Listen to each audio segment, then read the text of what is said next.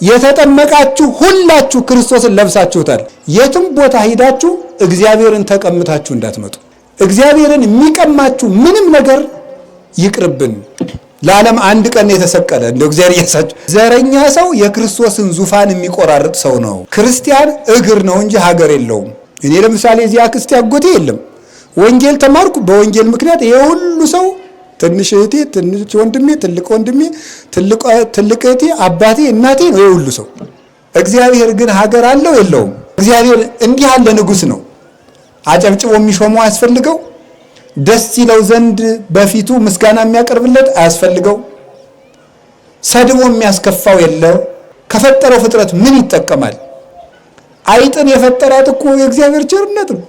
እስቲ ዋት ማምላክ ምን ልታደርግለት ነው? ተመልከቱት ቸርነቱን። ጓጉንቸርን የፈጠረው ምን ሊያደርግለት ነው? ቅማል ቁንጫን የፈጠረ እግዚአብሔር ምን ሊያደርግለት ነው? አካልህን እየቆራረጥክ እንኳን ለእግዚአብሔር ብትሰጥ ለእግዚአብሔር ተራ ስጦታ ነው። ከውቅያኖስ ጠብታ ውሃ አይጠጣም፣ ከማሩ ከቅቤው አያሸትም። እንደው ጠላት ሆነን ሳለን መፍጠሩ አይገርማችሁም? አሁን እናንተ የምትወልዱት ልጅ ይገላችኋል ብትባሉ ተወልዱታላችሁ? ለአፍሪካ አንድ ቀን ለአሜሪካ አንድ ቀን ተሰቅሏል ክርስቶስ። እግዚአብሔር ግን ጠላቱን ፈጠረ። አይገርማችሁም? መጀመሪያ ክፉ ጠላትን ዲያብሎስን ፈጠረው። ነፋስን እየገዛ ነው በጎሚስታ ነው የሚባለው። ነፋስን አፍናችሁ ሞልታችሁ አይደል ብር የምትከፍሉት? ሰው ነፋስን እየገዛ ነው። ውሃን ገዝቶ በቧንቧ እየጠጣ ነው። ውሃውን አሰልጥኖ መብራት ኃይል እያደረገው ነው። ለማሰብ ግብር የሚከፈል ቢሆን ኖሮ አስባችሁታል? ራሱ ማሰቡ ያደክማል ራሱ ማለት። እኔ አንድ ሀገር እጄ አንድ ሐኪም ላወጋበት ብቻ ስንት ዩሮ ነው የተከፈለው? አውርቶ ነው እኮ ያስከፈለኝ። ምንም አላለም ማለት ነው። መድኃኒት አልሰጠኝ። የሆነች ጠረጴዛ ላይ የሆነች ደቂቃ አውርቶ ብራችን ከፍለን መጣን ማለት ነው። አንድ ሰው ካስከፋን እኮ ዞር ብለን ማየት አንፈልግም። ተከትሎ መጥቶ የታባቱን አሁን ፊት ብርሃን አልብሼው ነበር። እርቃኑን ይቅመሰውና ሲጨንቀው ይመጣል። ሰው ሲያወራ ግን ጭንቀቱን ሲያወራ ዝም ብላችሁ ማዳመጥ። ይኸው እግዚአብሔር አዳምን ሊሰማ መጣ። አንተ የበለስ ፍሬ አትብሉ ያልኳቸው ለነሱ ብዬ ነው እንጂ ለጋስነቴንማ እንኳን የአንድ እንጨት ፍሬ አንድ ልጅን ስሰጣቸው ተመልከታለሁ። የእግዚአብሔር ቸርነት በእኛ በደል ልክ አልሆነብንም። የእግዚአብሔር ጠላቶቹ ስንሆን በአንድ ልጁ ይቅር አለን አለ። በልጁ ሞት ስለታረቀን እርቁ ጽኑ ነው። በልጅ ስጋ የተማማሉት መሐላ አይፈርስም በቀላሉ። አሁን ቢል ምን ልታረግ ነው የፈጠራ? እንደው ዝም ብላችሁ ቁጭ ብላችሁ ብታሰቡት ማለት። ለግሉ ግን መነኩሴ ብር ማጠራቀም አይችልም። አንዳንዱ አስኮላ ተማሪ እኮ እናቱ ጥሩ ልብስ ካለበሰች የምርቃቱ ቀን ባትገኝ ደስ ይለዋል። ሰው ሲከፋው ይለወጣል፣ ሲርበው ይለወጣል፣ ሲያኮርፍ ይለወጣል። ሲያመነዝር የነበረው የሰው ፊት ሚስት ሲቀማ የነበረው ግን በንስሐ የተመለሰው የዳዊት ልጅ የኢያሪኮዋ ዘማ የራኬብ ልጅ ከሚስቱ ውጭ የወለደው የይሁዳ ልጅ ማን? ክርስቶስ። ሰው ቢለግስ ልብስ ያለብሳል፣ ሰው ቢለግስ እንጀራ ያበላል እንጂ ሰው ቢለግስ ደም ያጠጣል? ስጋውን ያበላል? አይችልም። አዳም ከጎኑ ሚስቱን ሔዋንን መሰረተ። ክርስቶስ ከጎኑ በፈሰሰው ደግሞ ሙሽራው ቤተክርስቲያንን መሰረታት። ክሱ ራሱ እንዲራዘም አልፈለገም። ለምን? ቶሎ ሙቶ ሰዎችን ማዳን ይፈልጋልና። ከዛ በኋላ በአንድ እንግዲህ እግዚአብሔር ያሳያችሁ በአንድ ቀን ተከሶ ለሞት የሚበቃ የት ሀገር ክስ ነው? እንኳን የሱ ደም ምሳሌ የነበሩ የበጎችን ደም እንኳን ሞት ይፈራው ነበረ። ከበደላችሁ ገደል ግቡ ሳይለን ደግሞ ሰው ደካማ ነው ብሎ የንስሐ በር ከፈተልን። መንግስተ ሰማያትን ግን ስለማታዩት አሁን ዛሬ እዚህ አስቀድሳችሁ ስትሄዱ ምን ይዛችሁ እንደሄዳችሁ ስለማታዩት ቀላል የሚመስላችሁ ብልህ ሰው መንግስተ ሰማያትን የምታህል ሀገር በቁራሽ እንጀራ ገዝቷት ይመጣል። አባታቸው መንገድ ሂዶ የመጣ ልጆች ከእግሩ ስር ስብስብ እንደሚሉ ከጌታችን ከኢየሱስ ክርስቶስ ስር ከእግሩ ስር ስብስብ ብለን ስንኖር እስቲ ያስቡት። ወይ መታደላችን። ቃለ ሕይወት ያሰማልን። መምህራንን ከመምህራን በማወዳደር ብቻ ከገሌ ገሌ መምህር ይሻላል በማለት እንዲሁም የሚኖሩም ይኖራሉ። ያለን ሀብት የማይቆጠር የማይለካ የማይሰፈር መሆኑን ያውም ደግሞ በቸርነቱ የተሰጠን ያለ ዋጋም የምናገኘው መሆኑን አምልተው አስፍተው ቅዱሳት መጻሕፍትን እያመሰጠሩ እየተረጎሙ አስተምረውናል። እግዚአብሔር ይባርክልን።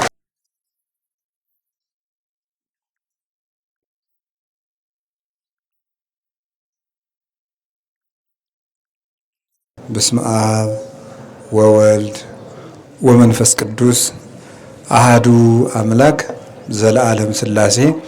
ቅድመ ዓለም የነበረ ይህንን ዓለም በቸርነቱ የፈጠረ ፍጥረትን ሳይዘነጋ የሚመግብ ስጋችንን ተዋህዶ ካሳ ክሶ በደመ መስቀሉ የታረቀን ጌታችን መድኃኒታችን ኢየሱስ ክርስቶስ ከባሕሪ አባቱ ከአብ ከባሕሪ ሕይወቱ ከመንፈስ ቅዱስ ጋር አንድ ለምትሆን መንግስቱ ክብር ምስጋና ይግባው። የእናታችን የቅድስት ድንግል ማርያም የቅዱሳን መላእክትና የነቢያት የሐዋርያት የጻድቃን የሰማዕታት ረድኤትና በረከት አይለየን። ብፁዕ አባታችን አቡነ አብርሃም የባህር ዳርና የሰሜን ጎጃም አህጉረ ስብከት ሊቀ ጳጳስ፣ አባቶቻችን ካህናት፣ ዲያቆናት፣ የእግዚአብሔር ቤተሰቦች ሁላችሁ አንድ አምላክ በሚሆን በአብ በወልድ በመንፈስ ቅዱስ ስም እንደምን አደራችሁ? እንደምን አረፈዳችሁ? እንደምን ቆያችሁ? ቸርነት የባሕሪ ገንዘቡ የሆነ አምላካችን ለዚህ ቀን ስላደረሰን በቅዱስ ቦታው ሳይገባን ስላቆመን ስሙ የተመሰገነ ይሁን። በመካከላችን ተገኝቶ እንዲያስተምረን እንዲመክረን ቅዱስ ፈቃዱ ይሁንልን። ብል ወረባህ ውእቱ ጸጋሁ ለእግዚአብሔር ዘኢይትኄለቁ ለጉባኤ መንፈሳዊ። የማይቆጠር የእግዚአብሔር ቸርነት ትልቅ ሀብት ነው በሚል ርዕስ ነው የምንማማረው። እስኪ በሉ የማይቆጠር በሉ። የእግዚአብሔር ቸርነት ትልቅ ሀብት ነው። ድገሙ። የማይቆጠር የእግዚአብሔር ቸርነት ትልቅ ሀብት ነው። ድገሙት። የማይቆጠር የእግዚአብሔር ቸርነት ትልቅ ሀብት ነው። መጽሐፍ ጥቅሱን የምታገኙት ሃይማኖተ አበው የሚባል የቤተ ክርስቲያናችን መጽሐፍ ነው። ሃይማኖተ አበው ምዕራፍ 49 ቁጥር 1 ላይ የምታገኙት ኃይለ ቃል ነው። ሃይማኖተ አበው በዚያው መጽሐፉን እንድታውቁትን ታውቁታላችሁ። ሲነበብ አሰሙም እግዚኦ መሐረነ ከተባለ በኋላ ብዙ ጊዜ ሲነበብ ትሰማላችሁ። ሃይማኖተ አበው የሚባልና ይሄ ማለት ነቢያትና ሐዋርያት የጻፉትን መጽሐፍ ቅዱስ አባቶቻችን የተረጎሙበት የአባቶቻችን ሃይማኖት እስከ 7ኛው 8ኛው ክፍለ ዘመን ያሉ አባቶቻችን የጻፉት ሃይማኖት ነው። ገልጸው የተከራከሩበት፣ ጉባኤ የረቱበት፣ እምነታቸውን የመሰከሩበት፣ የሞቱለት እውነት በዚያ ተጽፎ የሚገኝበት መጽሐፍ ነው እና በቤተ ክርስቲያናችን ትምህርትም 4 ጉባኤ ተብሎ ከሚሰጠው አንዱ ትምህርት 4ኛው ላይ በጉባኤ ሊቃውንት ውስጥ የሚሰጠው ሃይማኖተ አበው ነው። ስለዚህ ከዚህ መጽሐፍ አንዱን አንስተን እንነጋገራለን። ሃይማኖተ አበው ምዕራፍ 49 ቁጥር 1 እንዲህ ብሎ የተናገረው ሊቅ ቅዱስ ኤራቅሊስ ይባላል። ምን አልኳችሁ? ምንድን ነው ያልኩኝ? ኤራቅሊስ ይባላል። የቤተ ክርስቲያን አባት ነው። 4ኛው ክፍለ ዘመን ላይ የነበረ ሊቅ ነው። 4ኛው ክፍለ ዘመን ነው እንግዲህ በትንሹ አሁን 1600 ዓመት ሆኖታል ማለት ነው። እዚያ ዘመን ላይ የነበረ ሊቅ ነው።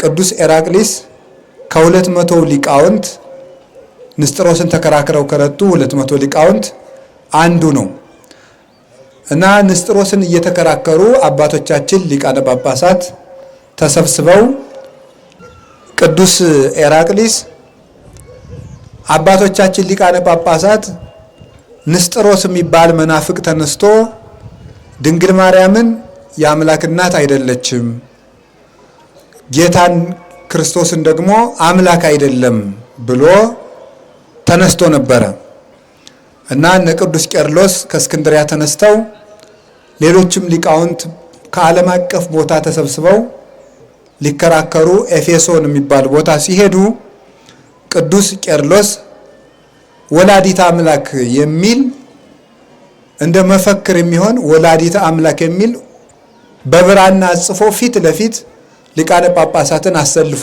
ነው የመጣው። ንስጥሮስ ደግሞ ሲመጣ 50 ወታደር አስከትሎ ነው የመጣው። ሃይማኖት የሌለው ሰው ወደ ጉልበት ነው የሚያደላው፣ ወደ ጉልበት ይሮጣል።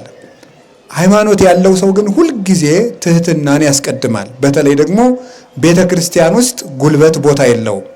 ትህትና ብቻ ነው ወንበር የሚሰጠው፣ ዙፋን የሚሰጠው፣ አክሊል የሚዘጋጅለት ለትህትና ብቻ ነው። ለትዕቢት፣ ለማን አለብኝነት፣ ለጉልበት በቤተ ክርስቲያን በሰማይም በምድርም ቦታ የለም እና ንስጥሮስ ያንን አስከትሎ መጣ። ተከራክረው ረቱት። ድንግል ማርያም የአምላክ እናት ናት፣ ልጇም አምላክ ነው። ወምኔሆሙ መጽአ ክርስቶስ በሥጋ እምዘራ ዳዊት፣ ከአባቶቻችን ከአብርሃም ከይስሐቅ ከያዕቆብ ከተቀደሱ አባቶቻችን ክርስቶስ በሥጋ የዳዊትን ሥጋ ተዋህዶ መጣ። ዘውእቱ ቡሩክ አምላክ እስከ ለዓለም፣ እርሱም ለዘላለሙ የተባረከ ቡሩክ ክቡር ምስጉን የባሕርይ አምላክ ነው አለ ቅዱስ ጳውሎስ ሮሜ ምዕራፍ 9 ቁጥር 5 ላይ። ስለዚህ ድንግል ማርያም አምላክን ወልዳለች፣ እግዚአብሔር ቃልን ወልዳለች። ቀዳሚው ቃል ውእቱ፣ በመጀመሪያ ቃል ነበር። ወዝንቱ ቃል ሀበ እግዚአብሔር ውእቱ፣ ይህ ቃል ከእግዚአብሔር ጋር ነበር። ቀዳሚው ቃል ውእቱ፣ ያ ቃል እግዚአብሔር ነው። እግዚአብሔር ውእቱ ቃል፣ ያም ቃል እግዚአብሔር ነው። በመጀመሪያ ቃል ነበር፣ ያ ቃልም እግዚአብሔር ነው። ወዝንቱ ቃል ሀበ እግዚአብሔር ውእቱ፣ ያም ቃል በእግዚአብሔር አብና በእግዚአብሔር መንፈስ ቅዱስ ዘንድ የነበረ ነው። ወዝንቱ ቀዳሚሁ እምቀዲሙ ሀበ እግዚአብሔር ውእቱ፣ እሱም ከቀዳማዊ መንፈስ ቅዱስ ጋር በሕልውና እንደ አብ የነበረ ነው። ወቦቱ ኩሉ ኮነ፣ በሱ ቃልነት በሱ ሕልውና በሱ ጌትነትና ፈቃድ ዓለም ተፈጠረ። ወዘእንበሌ ውሳል ወዘኮነ ወኢምንትኒ እምዘኮነ፣ ያለሱ ቃልነት ያለሱ ሕልውና ያለሱ ፈቃድ ያለሱ ስልጣን የተፈጠረ ምንም የለም። ስለዚህ እሱ ያ ቃል እግዚአብሔር ነው፣ ዓለምን የፈጠረ እግዚአብሔር ነው። ቁጥር 14 ዮሐንስ 1:14 ስትወርዱ ወዝን ቃል ሥጋ ኮነ ወሐደረ ላዕሌነ ወሬነ ስብሐቲሁ ከመ ስብሐት አሐዱ ወአይድ ለአቡሁ። ያም ቃል ሥጋ ሆነ ማለት ቃል እግዚአብሔር ነው። እግዚአብሔር ሰው ሆነ። ከማን? ከድንግል ማርያም። ቃል እግዚአብሔር ነው። ቃል ሥጋ ሆነ፣ እግዚአብሔር ሰው ሆነ። ከማን? ከድንግል ማርያም። ስለዚህ ድንግል ማርያም እግዚአብሔርን በሥጋ ወልዳለች። እግዚአብሔር ወልድን በሥጋ ወልዳለች። ይህንን ተከራክረው ረተው ተመልሰዋል። በክርክሩ ወቅት በምሳ ሰዓት ረፍት ሲደረግ በዘመኑ የነበረው ንጉሥ ዘአቢ ቴዎዶሲዮስ እንደው እስኪ ከስብሰባ ረፍት ስትሆኑ መጽሐፍ የሚተረጉምልኝ አዋቂ ከእናንተ መካከል አንድ ጳጳስ መድቡልኝ አላቸው። ማን ተመደበ? ቅዱስ ኤራቅሊስ ተመደበ። የአንደበቱን ቅልጥፍና፣ የእውቀቱን መከናወን፣ የሰውነቱን ትህትና ተመልክቶ ይህንስ የከተማይቱ ሊቀ ጳጳስ ላርገው ብሎ አሰበ። ኤራቅሊስ የመጣ ኪስኪስ ከምትባል ሀገር ነው። የኪስኪስ ጳጳስ ነው። ንጉሱ ግን የቁስጥንጥንያ ጳጳስ ላድርገው ብሎ አሰበ። ቁስጥንጥንያ የዚያ ጊዜ የሀገሪቱ ዋና ከተማ ወይም የቤተ መንግስት መናገሻ ናት። ወደዚህ ላምጣው ብሎ አሰበ። እሺ ብሎ ሲሾመው የሀገሪቱ ተወላጅ ሊቃውንት ግን ምን ብለው መከሩ? እንዴ በሀገራችን እንደው ሰው ጠፍቶ ነው ከኛ የተወለደ የሰው ሀገር መጥቶ የሚሾምብን አሉና ይሄንን ባድማ አፍርሰው ሌላ ጳጳስ ሾሙ። እሱ መንፈቅ ሳይሞላው ዓመት ሳይሞላው ተቀሰፈ፣ ሞተ። ተመልሶ ኤራቅሊስ ወደ መንበሩ መጣ። ምን ላችሁ ፈልጌ መሰላችሁ? አሁን የሀገራችን ሊቅ እያለ የሰው ሀገር የሚሾምብን አሉ። እግዚአብሔር ግን ሀገር አለው የለውም? የለውም። እግዚአብሔር ለእናንተ ይሄ የኛ ሀገር ይሄ የነገዴ ሀገር የምትሉ ከሆነ ተናፈቀኬ ክርስቶስ ተከፈለ በሉኛ አለ ቅዱስ ጳውሎስ። ክርስቶስ ተከፈለ በሉኝ። ቅዱስ ዮሐንስ አፈወርቅ እንዲህ ያለውን አንቀጽ ሲናገር አንድ ሰው አንዱን ንጉሥ እወድሃለሁ ቢለውና የንጉሱን ዙፋን በመጥረቢያ እየቆራረጠ በየቦታው ቁራጩን ቢጥለው ይሄ ሰውዬ ንጉሱን ያከብረዋል አያከብረውም? ተናገሩ እስኪ። ሐሳብ አላችሁ? ወደዚህ ናችሁ? አንድ ንጉስ አንድ ሰው እወደዋለሁ አለ። እወደዋለሁ ካለ በኋላ ንጉሱ የሚቀመጥበትን ወንበር በመጥረቢያ እየቆረጠ በየቦታው ቢጥለው ይሄ ሰው ንጉሱን ይወደዋል አይወደውም? ንገሩኝ እስኪ። ለምን? አላከበረውም። አይደለም እንዴ? አላከበረውም። ስለዚህ ዘረኛ ሰው የክርስቶስን ዙፋን የሚቆራርጥ ሰው ነው ይላል ቅዱስ ዮሐንስ አፈወርቅ። ዘረኛ ሰው የክርስቶስን መንግስት ይከፋፍላል፣ የክርስቶስን ጌትነት ይከፍላል። እኛ በቤተ ክርስቲያን የተማርነው ይሄንን ነው። አባቶቻችን የሚያስተምሩን ይሄንን ነው። ክርስቲያን እግር ነው እንጂ ሀገር የለውም። የክርስቲያን ሀገሩ በየት ነው? በሰማይ ነው። የሚያዋጣን እንግልንገራችሁ እዚያ የሆነ ከተማ እስቲፈልጉ ጓሐጽዮን ነኝ ቢል አንዱ ብድግ ብሎ ሐዋሳ ነኝ ቢል ይሄ ሁሉ እዚህ ሁሉ መወለድ አያዋጣህም። የሚያዋጣን የትኛው ነው? ከክርስቶስ የተወለድንበት ልደት ነው። ከክርስቶስ ነው። እሺ ከሸዋ የተወለድክ ግባ፣ ከጎንደር የተወለድክ ግባ፣ ከጎጃም የተወለድክ ግባ የሚል መጥሪያ በመንግስተ ሰማያት የለም። የተጠመቅክ ግባ የሚል ነው ያለ ማለት ነው። የተጠመቅክ ግባ፣ የመጸወትክ ግባ፣ የጸለይክ ግባ፣ የቆረብክ ግባ፣ ንስሐ የገባ ግባ ነው የሚለው። ይህ ያጠፋናል። የእግዚአብሔር ቤተሰቦች ጥርቅ አድርገን አውጥተን የምንጥለው በጣም ክፉ በሽታ ማለት ዘረኝነት ነው። ቅዱስ ኤራቅሊስ የሚያስተምረን ይሄ ነው። እንዲሁ ፈጽሞ ማለት ነው ፈጽሞ ወልቆ ሊጠፋብን ልክ እንደ ክህደት እግዚአብሔር የሚጠላው ነገር ማለት ነው። እና ቅዱስ ኤራቅሊስ ዛሬ መድኃኔዓለምን እያከበርን አይደለም። መድኃኔዓለም የሚያስተምረን ይሄንን ነው። የሚያስተምረን ይሄን ነው። ለዓለም አንድ ቀን የተሰቀለ እንደው እግዚአብሔር እያሳችሁ ለአፍሪካ አንድ ቀን ለአሜሪካ አንድ ቀን ተሰቅሏል ክርስቶስ። ለዓለም አንድ ቀን የተሰቀለ። አሁን እኮ የዛሬ 20 ዓመት አንዲት ሴትዮ መጣ ነበር አዲስ አበባ። ምን ብለሽ መጣ? ኢየሱስን ወልጄ እያለች። አንድ ዓመት ይሆናታል። ለምንድን ነው ደግሞ የወለድሽው ሲባል አይ ለኢትዮጵያውያን ልወለድላቸው ብሎኛል። እንዲሁ ሰው ሁሉ ቀልድ ያምርበታል እናንተ። እንዲህ ክርስቶስ ለዓለም አንድ ቀን የተሰቀለ መድኃኔዓለም ያልነው እኮ ለዚህ ነው። ክርስቶስ አንዱ በቃይ ነው። የሱ ጽዋ አያዳግምም። ጽዋ እከኒ ጽኑ ወያረዊ፣ ያንተ ጽዋ ያንተ ደም አንዱ በቃይ ነው። ዓርብ የተሰቀልከው ለዓለም ሁሉ በቂ ጽዋ ነው ያለው። አያዳግምም። እንደ ሐኪም መድኃኒት ጧት ሁለት ማታ ሁለት የሚባል አይደለም። ክርስቶስ አንድ ጊዜ ተሰቅሎ ለዓለም ሁሉ መድኃኒት የሆነ አምላክ ነው። ስለዚህ ድጋሚ የሚያስፈልገው አይደለም። ይሄ አንድነታችን ያስተምረናል። ስታዩት ቅዳሴያችን አሃዱ ነው አይደለም? ቤተ ክርስቲያናችን አንዲት ናት። ሃይማኖታችን አንድ ነው። እግዚአብሔር አንድ ነው። መምህራችን አንድ ነው ክርስቶስ። ሊቀ ካህናታችን ማን ነው? ኢየሱስ ክርስቶስ ነው። ይሄ ነው የሚያስተምረን እና ቅዱስ ኤራቅሊስ ይሄን ያስተምራል። በረከቱ ይደረብን። ቅዱስ ኤራቅሊስ አሁን ወደ ትምህርቱ ስንሄድ በይል ወረባህ ውእቱ ጸጋው ለእግዚአብሔር ዘይቱ የለቁ ለጉባኤ መንፈሳዊ መንፈስ ቅዱስ ለሰበሰባቸው ምእመናን የማይቆጠር የእግዚአብሔር ቸርነት ትልቅ ሀብታቸው ነው አለ። መንፈስ ቅዱስ ለሰበሰባቸው ምእመናን የእግዚአብሔር ቸርነት ትልቅ ሀብታቸው ነው። አሁን መንፈስ ቅዱስ ሰብስቧቸዋል። እዚህ ሁላችንንም እኔንም እናንተንም ሁላችንም በቸርነቱ ነው የሰበሰበን። መንፈስ ቅዱስ ለሰበሰበን ለሁላችን ትልቁ ሀብታችን ማን ነው? እስኪ መልሱልኝ። የእግዚአብሔር ቸርነት አትሉ? የእግዚአብሔር ቸርነት ነው ትልቁ ሀብታችን። የእግዚአብሔር ቸርነት ነው። እንዴት እንደሆነ እሱን 2-3 ነገር ብቻ ነግሬያችሁ ጨርሳለሁ። ጥቂት ነገር። የመጀመሪያው የእግዚአብሔር ቸርነት ትልቅ ሀብት ነው የሚባለው ለምን መሰላችሁ? መጀመሪያው እግዚአብሔር ዓለምን ስለፈጠረ ነው። ዓለምን ስለፈጠረ እግዚአብሔር ትልቅ ቸር ነው። ምክንያቱም ይህንን ሁሉ ዓለም ሲፈጥር እግዚአብሔር ከፈጠረው ፍጥረት የሚጠቀመው ነገር የለም።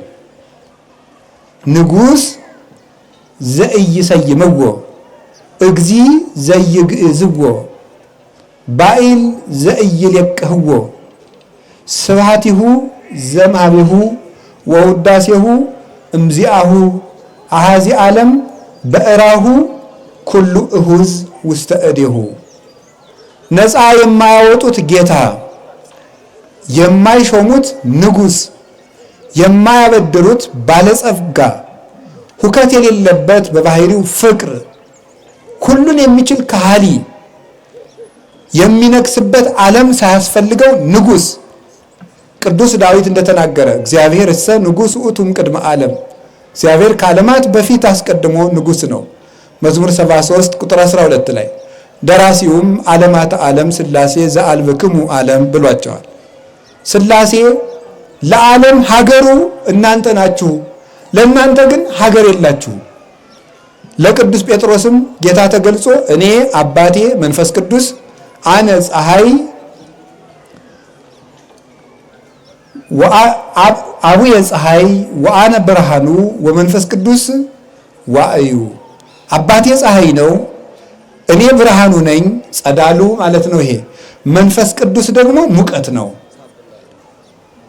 አቡየ እሳት ወአነ ብርሃኑ ወመንፈስ ቅዱስ ነበልባሉ።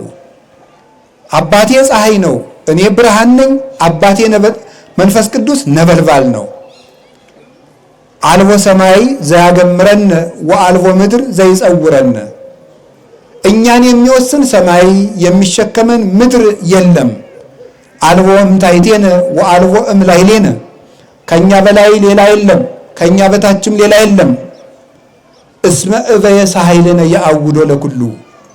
የኛ ቸርነት ዓለምን ወስኖ ገጥቶ ይኖራል እንጂ ለኛ ድንበር የለንም ብለዋል ሥላሴ። እግዚአብሔር እንዲህ ያለ ንጉሥ ነው። አጨብጭቦ የሚሾመው አያስፈልገው፣ ደስ ይለው ዘንድ በፊቱ ምስጋና የሚያቀርብለት አያስፈልገው፣ ሰድቦ የሚያስከፋው የለ፣ ውርደት የሚቀንስበት የለ፣ ዘመኑን የሚያሳጥርበት የለ፣ ጌትነቱን የሚለካው የለ። አያንስበት፣ አይበዛበት፣ አይደክመው፣ ዘላለማዊ ፍሱህ ሰላም ነው እሱ። ከፈጠረው ፍጥረት ምን ይጠቀማል?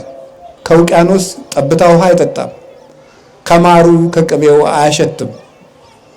እግዚአብሔር ከፈጠረው ሜዳ ውስጥ ቤት ሰርቶ አይኖርበትም። እያሃድር እግዚአብሔር ውስተ ቤት ዘገብሮ እደሰብ ይላል ቅዱስ ጳውሎስ የሐዋርያት ሥራ ምዕራፍ 17 ላይ ሲናገር እግዚአብሔር ሰው በሰራው ቤት የሚኖር አይደለም ይላል። ከፈጠረው ብርሃን ሊያበሩለት አኮ ዘፈጠረ ፀሐይ ወወርሃ ወከዋክብተ ከመ ያብርሁ ሎቱ። ፀሐይን ጨረቃን ከዋክብትን የፈጠራቸው ጨልሞበት ሊያበሩለት አይደለም። እሱ ይልቁንስ ብርሃናቸው ነው። እንኳንስ ለሱ እሱ ለፈጠራት መንግስተ ሰማያት እንኳን የፀሐይ የጨረቃ የከዋክብት ብርሃን አያስፈልጋትም። የተፈቀረ ፀሐይ ወወርሃ ያብርሁ ላቲ እስመ ውእቱ ብርሃና። ፀሐይ ጨረቃን ከዋክብትን አብሩልኝ አትልም። ማን? መንግስተ ሰማያት። ለምን? እሱ ብርሃኗ ነውና። እግዚአብሔር ላይጠቀም ይሄን ሁሉ ፍጥረት ፈጠረ። አዲያ ይሄ ቸርነቱ አይደለም?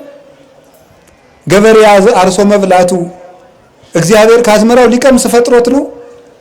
የእግዚአብሔር ቸርነት ገበሬዎችን ሀብታም አደረጋቸው።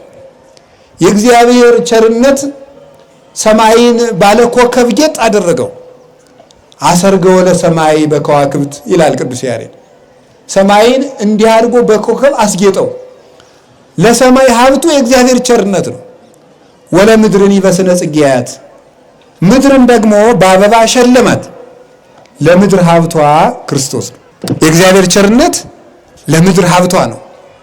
ቅዱስ ዳዊት ለዚህ ነው አብዛሂኮ ለብዕላ ያለው። ባለጸግነቷን አበዛህላት ለምድር። ለሰው ስር እንዳለው ለምድር ስር አላት። ለሰው አጥንት እንዳለው ለምድር አለት አላት። ለሰው ፀጉር እንዳለው ለምድር ሳር አላት። እንዲህ አድርጎ ይሰራል። ለሰው ደም እንዳለው ለምድር ውሃ አላት። እንዲህ አድርጎ ይመግባታል።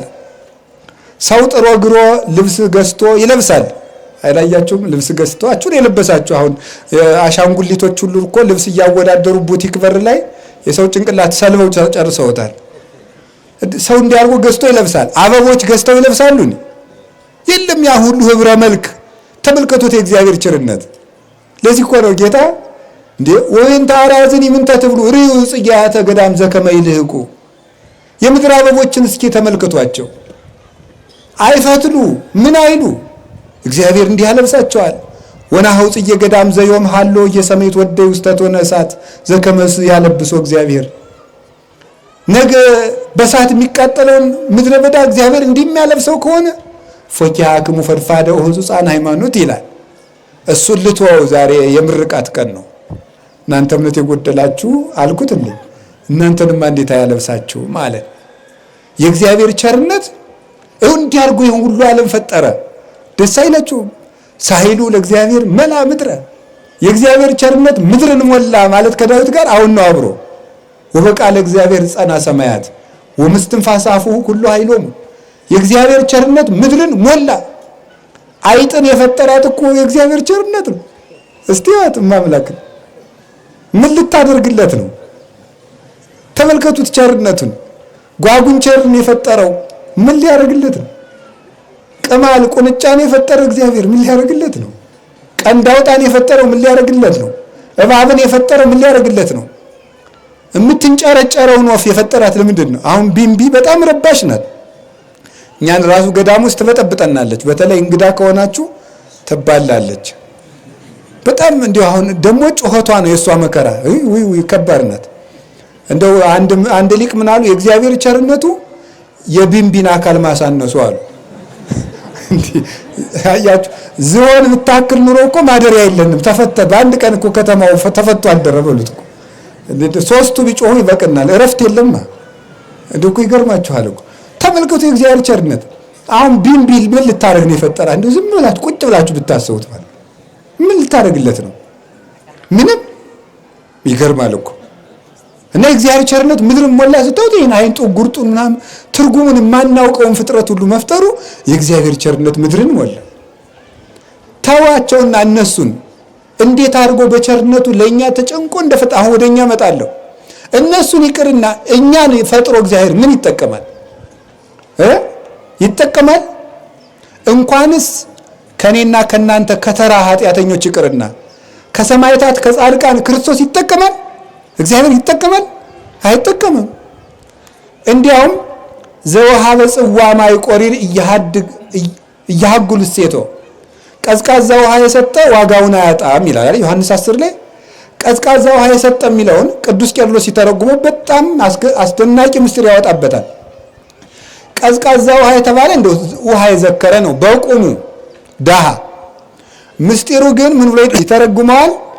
ለክርስቶስ ደምን መስጠትም ቢሆን ቀዝቃዛ ውሃ ነው ይላል። ምክንያቱም እሱ ከሰጠን ቸርነትና ጸጋ አንፃር የሰው ስጦታ ትርጉም የለውምና ለሱም አይጠቅመውምና አካልህን እየቆራረጥክ እንኳን ለእግዚአብሔር ብትሰጥ ለእግዚአብሔር ተራ ስጦታ ነው። ለምን? እግዚአብሔርን ምን ትጠቅመዋለህ?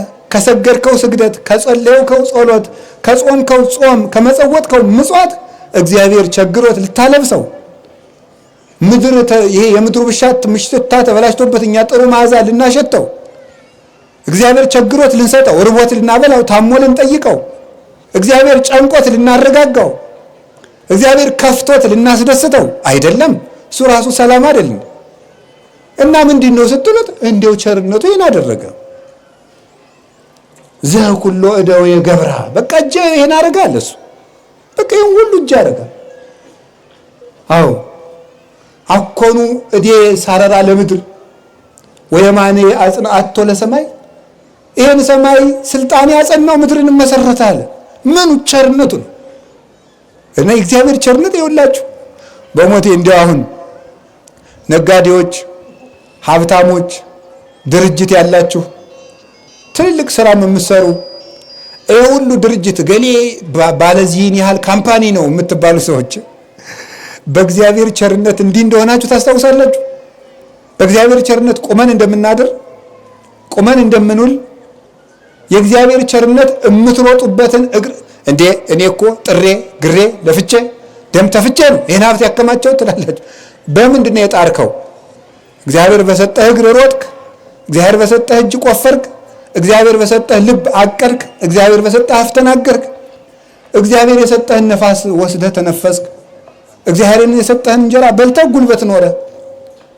ይሄ ነው፣ ሌላ ነገር የለንም።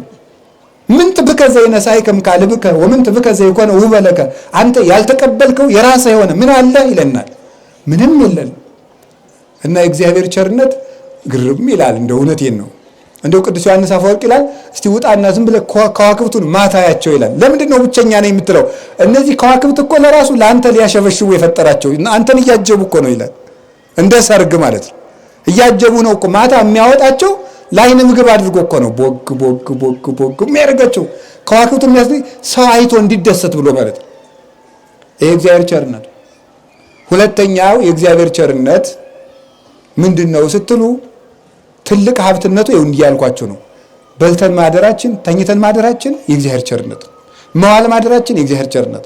ይሄ የተፈጠረው ፍጥረት ሁሉ የእግዚአብሔር ቸርነት። ሁለተኛ ሰውን ለሰው ልጅ ያደረገው ቸርነት እግዚአብሔር ማለቂያ የለውም። የእግዚአብሔር ቸርነት ቸርነት አንድ እንደው ጠላት ሆነን ሳለን መፍጠሩ አይገርማችሁም? አሁን እናንተ የምትወልዱት ልጅ ይገላችኋል ብትባሉ ተወልዱታላችሁ? እንደው አንድ የበቃ ቅዱስ መጥቶ በዛሬ 9 ወር ልጅ ተወልዳላችሁ፣ ተወልዶ አድጎ 20 ዓመት ሲሞላው ሁላችሁንም ይገላችኋል ብትባሉ ተወልዳላችሁ? አትወልዱም? ምዕመናን እስኪ ጻድቃን ናችሁ ተወልዳላችሁ፣ አይታወቅም። እንኳን ይገላችኋል ተብላችሁ ይርበናል ብላችሁ አልወልድ ብላችሁ የለም እንደው ወጎጉን አልኩ እንጂ ማለት ነው። ይርበናል እያላችሁ አሁንስ እንደውም ስንሰማ ሌላ ነው። እኔ ወደ ውስጥ ገብቻ አልናገርም እንጂ ማለት አንዳንድ ሴቶች አራስ መሆን ሁሉ ጠልተው አንወልድም የሚሉ አሉ። አንዳንድ ነው ያልኩ፣ ሁሉን አላልኩ።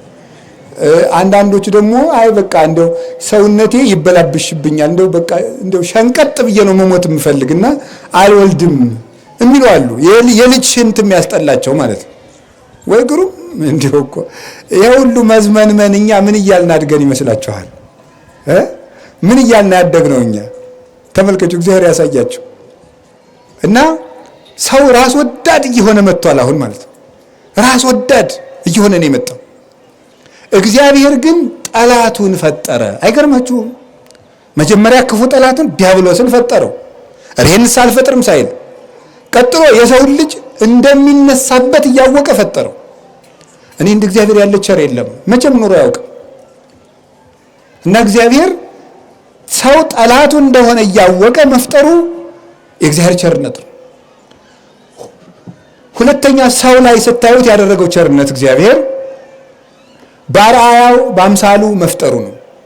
ይሄ ትልቅ ሀብት ነው። የእግዚአብሔር ቤተሰቦች አሁን እኛ እንዳውቀው ሀብት ነው። ለምሳሌ ከበሬ፣ ከአንበሳ፣ ከጅብ፣ ከአውሬ፣ ከእንስሳት ከሰው ማን ያስባል? አንዴ ሁላችሁ እስኪ በሉ ንገሩኝ እንጂ ሰው።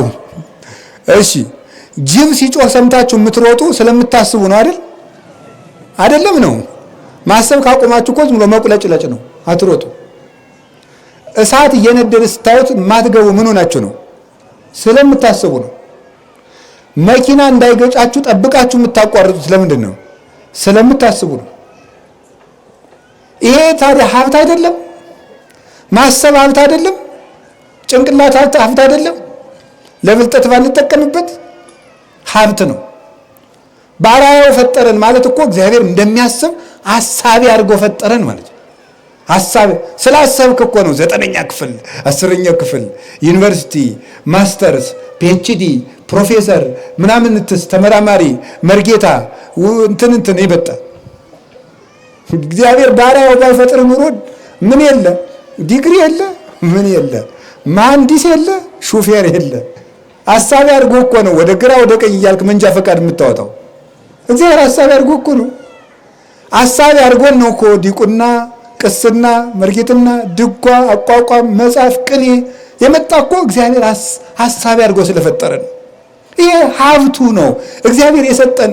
ጎበዝ ለማሰብ ግብር የሚከፈል ቢሆን ኖሮ አስባችሁታል? ራሱ ማሰቡ ያደክማል ራሱ ማለት ይኸውልህ፣ ሰምታችኋል? እገሌን ልስደበው ስትል 20 ሺህ ብር ባሰብክ ቁጥር እኮ ነው ማለት ነው። እገሌን አናቱን ልበለው ስትል 100 ሺህ ብር ይጣልብሃል። በቀን እንግዲህ በጣም ሰው ብዙ ሚሊዮን ብር ሚሊዮን አልኩኝ ሚሊዮን ሐሳቦችን ነው የሚያስበው እንግዲህ ሰው ማለት ነው። እስቲ አሁን 5 ደቂቃ በሰጣችሁ ስንት እንደምታስቡ። አሁን በዚህ ስብከት መሀል እኮ ስንት ሰው አለ፣ ሱቅ ሂዶ የመጣለ፣ ድሮ የሰደበውን ሰው ያስታውሳለ፣ ጓደኛው ትዝ ያለው ያለ፣ ምሳ ምንድነው የምበላ ብሎ ያሳብ ይኖራል ነው እንግዲህ አናውቅም ማለት ነው። ሁሉ የምናስበው ይህ ውስጥ ተመልከቱት ማለት ነው። እግዚአብሔር ሐሳብ ያድርጎ ፈጥሮን ለሐሳብ ግን ግብር አይከፈለበትም። ይኸውላችሁ እኔ አንድ ሀገር እጄ አንድ ሐኪም ላወጋበት ብቻ ስንት ዩሮ ነው የተከፈለው? አውርቶ ነው እኮ ያስከፈለኝ። ምንም አላለም ማለት ነው። መድኃኒት አልሰጠኝ። የሆነች ጠረጴዛ ላይ የሆነች ደቂቃ አውርቶ ብራችን ከፍለን መጣን ማለት ነው። አይ እንደው እናቴ እንደው ማለት ነው። ያችን ደቂቃ አስቦ ማለት እግዚአብሔር እንደው ሳይገደብ እንድናስብ ስለፈቀደልን እንዴት ያለ ሀብት እንደሰጠን አይታችሁታል። እውነቴን እኮ ነው። እንዴት ያለ ሀብት እንደሰጠን ተናጋሪ አድርጎ መፍጠሩ፣ አሳክተን እንድንናገር ያደረገን፣ የተግባር ሰዎች እንድንኖር ያደረገን፣ ደስታ እንዲኖረን ያደረገን፣ ዘላለማዊ ሕይወት እንዲኖረን ያደረገን፣ ገዢዎች አድርጎ የፈጠረን። አሁን እኮ ሰው ምድርን እየገዛ ነው። ሰው እየገዛ አይደለም ነው። ሰው ሰማይን እየገዛ አይደለም። በአውሮፕላን እኮ እየገዛን ነው እንዴ! አይገባችሁም? በአውሮፕላን ስንሄድ እኮ ሰው ሰማይን ገዛ። ነፋስን እየገዛ ነው። በጎሚስታ ነው የሚባለው። ነፋስን አፍናችሁ ሞልታችሁ አይደል ብር የምትከፍሉት። ሰው ነፋስን እየገዛ ነው። ውሃን ገዝቶ በቧንቧ እየጠጣ ነው። ውሃውን አሰልጥኖ መብራት ኃይል እያደረገው ነው ሰው። አሁን ሰው ያልገዛው ምን አለ? የፀሐይን ብርሃን እንኳን አሁን አላተርፍላት ብለን በሶላር እየቀማን ወደ መብራት ቀየረንባታል። ወደ ኢነርጂ ወስደነዋል። ይሄ ምንድን ነው? እግዚአብሔር ለሰው የሰጠው ሀብት ቅድስና። ከዛ የመጨረሻ ግን የሰጠን ሌላ ሀብት አለ። ሁሉ ሰማይና ምድር አልፎ ዘላለም የሚኖር ማን ብቻ ነው? ሰው በሉ። ሰው ዘላለም የሚኖር ፍጡር ሰው ነው። የሁሉ አልፎ። ስለዚህ ሰው መልከኛ ፍጡር ነው። ማንን ይመስላል? ፈጣሪውን እግዚአብሔርን መምሰሉ። ይህን ሁሉ ሀብት ሰጥቶ እንደሱ ቅዱስ እንደሱ ንጹሕ እንድንሆን አድርጎ ፈጥሮ ሀብትን አጎናጽፎ ፈጠረ። መጨረሻ ላይ እንደምታውቁት ሰው ሳተ። ሰው ሲስትሳ አዳም በደለ። የፍቅር ምልክት አንዲት ሕግ ቢያስቀምጥበት እሷን አፈረሳት። ከዚያ በኋላ አዳም ሲበድል ሄዶ ልብሱ ተራቆተ።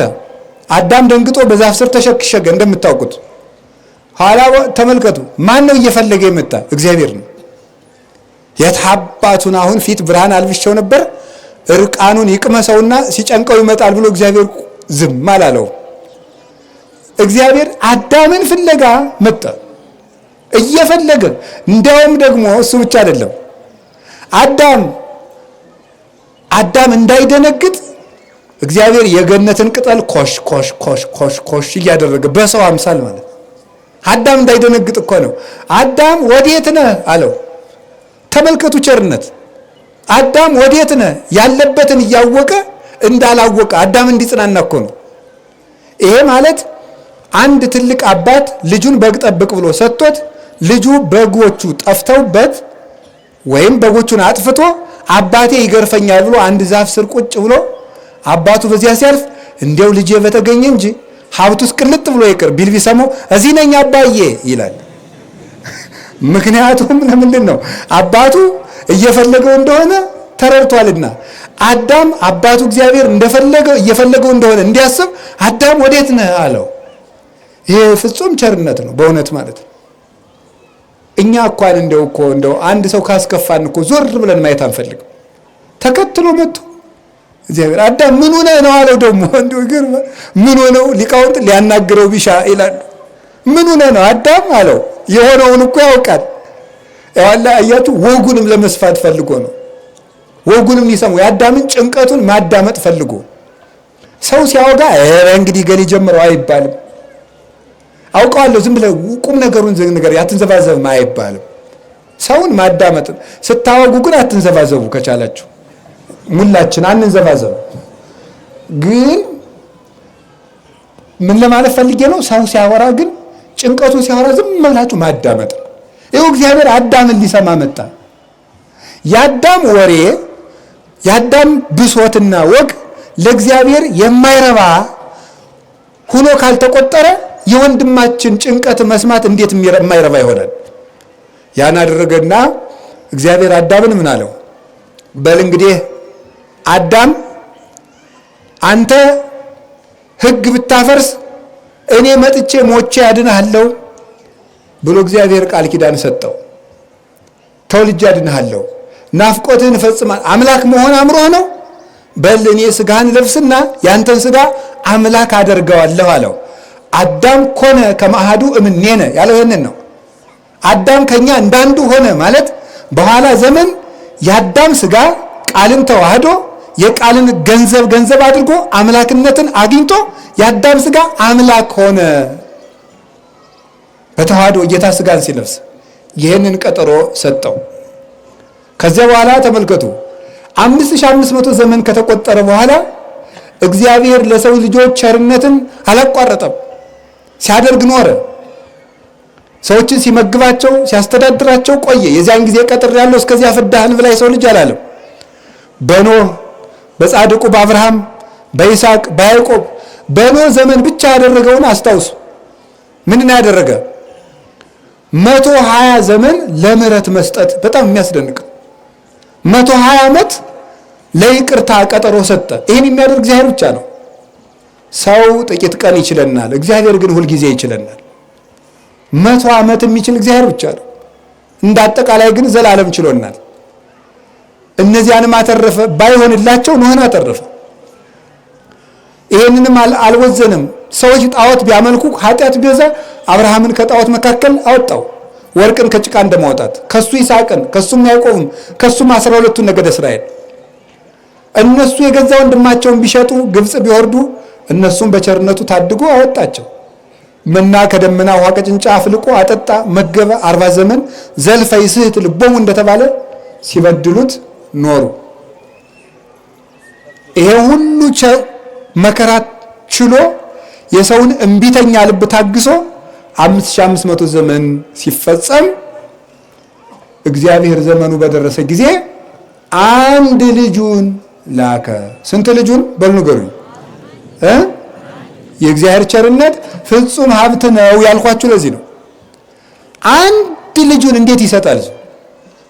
እስመ ከመዝ አፍቀረው እግዚአብሔር ለዓለም፣ እግዚአብሔር ዓለሙን እንዲህ አድርጎ ወደደው። ዮሐንስ ወንጌል ምዕራፍ 3 ቁጥር 16 ላይ ሲናገር እግዚአብሔር ይህን ዓለም እንዲህ አድርጎ ወደደው። እንዴት? እስከ ወልዶ ወሀበ ወመጠወ ቤዛ ለኩሉ፣ አንድ ልጁን ለዓለሙ ቤዛ አድርጎ በመስጠት እግዚአብሔር ይህንን ዓለም ወደደ። አንድ ልጁን በመስጠት ልጁን ውረድ ተወለድ ሙት ተሰቀል ብሎ በመስደድ ቸርነቱን ገለጸ። እግዚአብሔር እንደሚወደን በዚህ ታየ። ልብ ብላችሁ ስሙ። ዲያብሎስ ለአዳምና ለሔዋን መጥቶ ምንድን ነበር ያላቸው? እግዚአብሔር እኮ ጠልቷችሁ ነው የአንድ እንጨት ፍሬ የከለከላችሁ አላቸው። አሁን ደግሞ እግዚአብሔር ምን እንዳለ ታያላችሁ። ይኸውልሽ ልብ ብላችሁ ስሙ። ዲያብሎስ መጥቶ የዕፀ በለስን ፍሬ የከለከላችሁ እግዚአብሔር ስለሚጠላችሁ ነው አለ። እግዚአብሔር እሳ ምን አደረገ?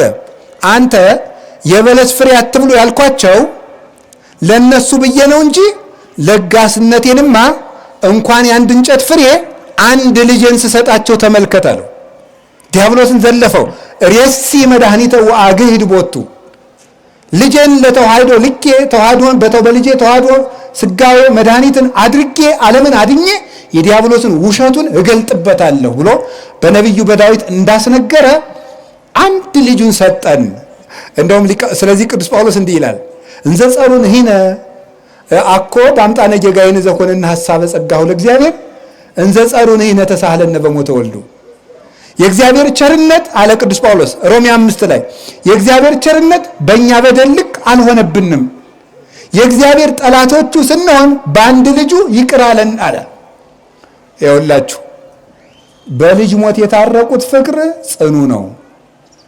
አያችሁ፣ ጽኑ ማለት ነው። አንዳንድ እናቶች ሰምታችሁ ታውቃለች? ኧረ የልጅን ስጋ ይላሉ ሲምሉ። በልጅ ስጋ የተማማሉት መሐላ አይፈርስም በቀላሉ። በልጁ ሞት ይቅር አለን የሚለው ይህንን ነው። እስመ መጠነዝ አፍቀረን፣ እግዚአብሔር ይህንን ያህል ወደደን አለ በልጁ ደም እስኪታረቀን ድረስ አለ። ወተዋለጠ እግዚአብሔር ኩሎ ዓለመ በወልዱ፣ እግዚአብሔር በአንድ ልጁ ዓለምን ከራሱ ጋር አስታረቀ። በልጁ ሞት ስለታረቀ እርቁ ጽኑ ነው። መጋቢት 27 ጥቅምት 27 የምንለው ይሄን ጽኑ እርቅ የምናከብርበት ቀን ነው። ይሄን ጽኑ እርቅ በቀላል የማይፈርስ መለኮት በተዋሃደው ደም የታተመ እርቅ ነው። ይሄ እርቅ ማለት ነው የዋዛ እንዳይመስላችሁ። እግዚአብሔር ወልድ ደግሞ ራሱን ለተዋህዶ ሰጠ። ተመልከቱ ቸርነት። አሁን የኛ ሀብታችን ማን ነው? ክርስቶስ። የእግዚአብሔር ቸርነት መንፈስ ቅዱስ ለሰበሰባቸው ምዕመናን የማይቆጠር ሀብት ነው የተባለ ይሄ የማይቆጠር ሀብት ማን ነው? ወልድ ነው፣ ክርስቶስ ነው፣ ስጋን የለበሰ እሱችን ነው። ቅዱስ ዮሐንስ አፈወርቅ ወርቅ ብር አትያዙ፣ የስንቅ አቅማዳ አትያዙ ብሎ ማቴዎስ ወንጌል ምዕራፍ 10 ላይ ጌታ ለሐዋርያት ያስተላለፈውን መልእክት ሲተረጉም ቅዱስ ዮሐንስ አፈወርቅ ለምንድን ነው ጌታ ደቀ መዛሙርቱን ወርቅ አትያዙ ያላቸው ይልና ወርቃችሁ እኔ ነኝ ብሎ ይላል። የእናንተ ወርቅ እኔ ነኝ ሲላቸው፣ አሁን ለምሳሌ እንግዲህ እንደምታውቁት መነኮሳት በገዳም ብር የላቸውም፣ ለግላቸው ማለት ነው። ገዳሙ ብር የለውም አላልኩም። እሺ መነኩሴ ነው ያልኩኝ። ገዳሙ ይኖረዋል እንደ ማህበር፣ ለግሉ ግን መነኩሴ ብር ማጠራቀም አይችልም። ለምንድን ነው ስትሉ የኔ ሀብቴ ማን ነው ብሎ ነው? ክርስቶስ ነው ብሎ ነው። የኔ ሀብት ክርስቶስ ነው፣ ወርቅ እሱ ነው ብሎ። የስንቅ አቅማዳ አትያዙ ያላቸው ምግባችሁ እኔ ነኝ ብሎ ነው ይላል። ብር አትያዙ፣ ገንዘባችሁ እኔ ነኝ፣ ክብራችሁ እኔ ነኝ። በትር አትያዙ የተባለ የሚጠብቃችሁ ዱላ ሳይሆን እኔ ነኝ ማለቱ ነው። ለዚህ ነው በመጽሐፈ ኪዳን አቃቢነ ዘኢይማስን ብለን የምናመሰግነው። የማይለወጥ ጠባቂያችን። ሰው ሲከፋው ይለወጣል፣ ሲርበው ይለወጣል፣ ሲያኮርፍ ይለወጣል፣ ይክዳል፣ ሲያጣ ሲነጣም ይክዳል፣ ሲደለል ይክዳል። ክርስቶስ ግን የማይለወጥ ጠባቂያችን ነው። ሀብታችን፣ ትልቁ ሀብት ለኛ ክርስቶስ ነው። የእግዚአብሔር ቤተሰቦች፣ ሰው ሩጦ ማትረፍ ያለበት ጌታን ነው። እሺ ልብ ብላችሁ ስሙ። እንደዛ ከሆነ የእግዚአብሔር ቸርነት ለምንድን ነው የምንለው? በቸርነቱ እግዚአብሔር ያሳያችሁ ዓለምን የፈጠረ ጌታ የሰው ልጅ ሊሆን መጣ። ልብ በሉ እስቲ። እናንተ ሀብታም ብትሆኑ በድሃ ጎጆ ማደር ትፈልጋላችሁ? አትፈልጉ። እኛ ትልቅ ሰው ብንሆን በዝቅተኛ ቦታ ማደር እንፈልጋለን? አንፈልግም። ለዚህ ነው እኮ ሊቁ እፎ ቤተ ነዳይ ሀደረ ከመ ምስኪን የሚል። እንዴት ነው በድሃ ቤት ያደረ ምስኪን ይመስል? እንዴት በድሃ ቤት ያድራል? ሁሉ እንደሌለው ማለት ነው። እንዴት ነው በዚህ ያደረው? እንዴ ይገርማል እኮ። ዘመን የማይቆጠርለት ጌታ የ15 ዓመት ቆንጆ ልትወልደው ይመጣል። እንዴት ነው? አይገርማችሁ? እግዚአብሔር እኮ ልንገራችሁ፣ እግዚአብሔር አኮኑ ኩሉ ዓለም ከመመጥበጠል በኀበ እግዚአብሔር፣ ዓለም ሁሉ ተደምሮ በእግዚአብሔር ፊት ሲታይ እንደ ጠብታ ውሃ ነው ይላል። እንደ አንዲት ጠብታ። እንደውም ከፍ ሲያደርጉት ሊቃውንት እንደው እንደ እንቁላል ዓለምን ያዘ ይላሉ። እንቁላልን ሰውን በመሃል እጁ እንደሚይዛት ዓለም እንዲያቀላል ናት ይላል። ኢሳይያስ ግን ኧረ እንደው እንደ እንቁላልም አይደለም እንደ ጠብታ አለ። እንዲህ ጠብ የምትለው እንደዚያ የሆነ ዓለም አምላክ ዓለምን ይዞ ምሉ ስፉ መለኮት መጥቶ በ9 ወር ከ5 ቀን 9 ወር ከ5 ቀን በ15 ዓመት ብላቴና ማህፀን ውስጥ ቁጭ ሲል አይገርማችሁ? በጣም ነው የሚገርመው እኮ። የድሃይቱ ልጅ ሲሆን መጥቶ ማለት ነው። እዚች ውስጥ ታገሰ ለተጸንሶ ይላል ቅዱስ ቄርሎስ። ለመጸነስ ታገሰ፣ የድሃ ልጅ ሆነ። የድሃ ልጅ ልትሆን የአብርሃም ልጅ እንዴ! አንዳንዱ አስኮላ ተማሪ እኮ እናቱ ጥሩ ልብስ ካለበሰች የምርቃቱ ቀን ባትገኝ ደስ ይለዋል። እንዴ የድሃይቱ ልጅ ሊሆን መጣ። ባለጸጋው መለኮት መጥቶ ከድንግል ማርያም ማህፀን አደረ። አንበሳውን በግ ታቀፈችው ይላል አባ ጊዮርጊስ። በጊቱ ታቀፈችው። መብረቁን የሰዎች ልጅ ድሃይቱ ልጅ ታቀፈችው። በከንፈሮቿ ሳመችው፣ በጀርባዋ አዘለችው። እንደ ልጅ ተመላለሰ፣ እንደ ሰው ተሰደደ። አሁን የስደቱ ወራት ነው፣ ጥቅምትና መስከረም የምናስብበት። ወደ ግብፅ ሲሰደድ እናቱ ምዕረ በገቦኪ ወምዕረ በዘባንኪ እንዳለ ሊቁ በጎኗ በጀልባዋ ታዝረዋለች። ሲደክማት በጎኗ ደግሞ ትይዘዋለች። ጥቂት ሲደክማት ደግሞ ምን ይላል? የሚያሳርፋት የለም። አልቦን በለ ሰሎሜ ዘያስተባረኪ የሚያግዛት እንኳን አልነበረም። እስኪ ጥቂት አግዘኝ ትለዋለች። ሕፃን አይደል ድንኩል ድንኩል ድንኩል እያለ ትንሽ ይራመድና ይደክመዋል። ይበኪ ይዞ ጽንፈ ልብስኪ ደግሞ የቀሚሷን ጫፍ ይዝና ቀና ብሎ እያየ ያለቅሳል እንደ ልጅ። አምላክ እኮ ነው እንደዚህ የሚያደርገው። ተመልከቱ የእግዚአብሔር ቸርነት በእውነት እኮ ነው። አዎ ዓለምን መኑቱ ዘይሰፍሮ ለባህር በስዝሩ ውቅያኖስን በፍኙ የሚለካው ጌታ በጣቱ እንዲህ የሚለካው ጌታ ውሃ ጠምቶት ሲመላለስ የስደተኞች ተስፋ ኢየሱስ ስዱድ ተስፋ ሆሙ ለስዱዳን እሱ ጎጆ አጥቶ ሲሰደድ ተመልከቱት። መኖሪያ ሲያጣ ይሄ መኖሪያ ላጣ ነው ለኛ ቤዛ ሊሆነን ነው የመጣው። ለአንድ ልጁን ቤዛ አድርጎ ሰጠ። የእኛን ስደት ተሰደደልን። ሊቁ ቅዱስ ቄርሎስ እንዳለው ጉየተ ሕፃን አጉየዮ ለዲያብሎስ ይላል። የሕፃኑ ስደት ዲያብሎስን አሰደደው ይላል። ጌታ መድኃኔ ዓለም ከመንበሩ እንዘ ያንቀለቅል መንበረ ስብሐቲሁ ይላል ቅዱስ ያሬድ። ከዙፋኑ ሳይወርድ መጥቶ ዙፋን እንደሌለው ግን ኖሮ ከእኛን ማደሪያ አድርጎ ነግሶብን የነበረው ዲያብሎስ ወነሰቶሙ ለኃያላን እመናብርቲሆሙ ኃያላን አጋንንትን መንበር አድርገውት ከነበረው ከሰው ልጆች ሰውነት አውጥቶ ጣላቸው አለ እና ጌታችን ኢየሱስ ክርስቶስ የሰው ልጅ ሆኖ መጣ። የአብርሃም ልጅ ሆኖ መጣ። አያችሁ ዘር ሲቆጠርለት ተመልከቱ። አሁን እናንተ ብትሆኑ ሸጋ ዘር ቢቆጠርላችኋል? አህያ የሰረቀ ዘመድ ቢኖራችሁ የገሌ ዘር ተብሎ ቢጻፍ እንደ ወረቀት ላይ ደስ ይላችኋል? አሁን ሰው ሲጠቃቅስ እስቲ የነማን ህምና የተወለድክ ሲባል የኔ የነቀኛ አዝማችን እንትና የነ ሊቀም እንትን ይሄን ደናደናውን ነው። ሌባ ዘመድ ካለው አይጠቅሰውም። ደናደናውን ነው የሚጠቅሰው። እንትና አታውቃቸውም? እዚህ እንትን ያለው ይሄ እንትን ድርጅት ያለው ሰው ኢየሱስ እኮ ትንሽ ወንድ ያባቴ እንደዛ ነው የሚለው ማለት ነው። አይ ተመልከቱ፣ እግዚአብሔር መጣና አይገርማችሁም? እግዚአብሔር መጥቶ የአብርሃም ልጅ በጣም ይገርማል። የዳዊት ልጅ ሲያመነዝር የነበረው የሰው ፊት ሚስት ሲቀማ የነበረው ግን በንስሐ የተመለሰው የዳዊት ልጅ የኢያሪኮ ዘማ የራኬብ ልጅ ከሚስቱ ውጭ የወለደው የይሁዳ ልጅ ማን? ክርስቶስ ሳያፍር አይገችሁ እያፈር በይለ አውየ ወንድሞቼ ምናቸው ማለትን አያፍርብንም። በእኛ የኛን ስጋ መልበሱን ያስደንቃል። እኛ ቢሆን ቢፈቀድልን እየመራረጥን እንወለድ ነበር። ክርስቶስ ግን ሳይለይ ከድሆች ተወለደ። ይሄ ሀብቱ መጣና በየጥቂቱ አድጎ በ30 ዓመት ተጠንቆ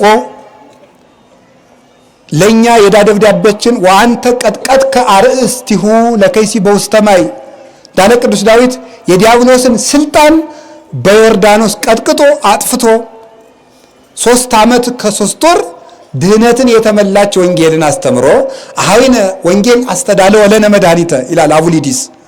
ወንድሞቻችን ወንጌል እኮ ድህነትን አመጣችልን ይላል።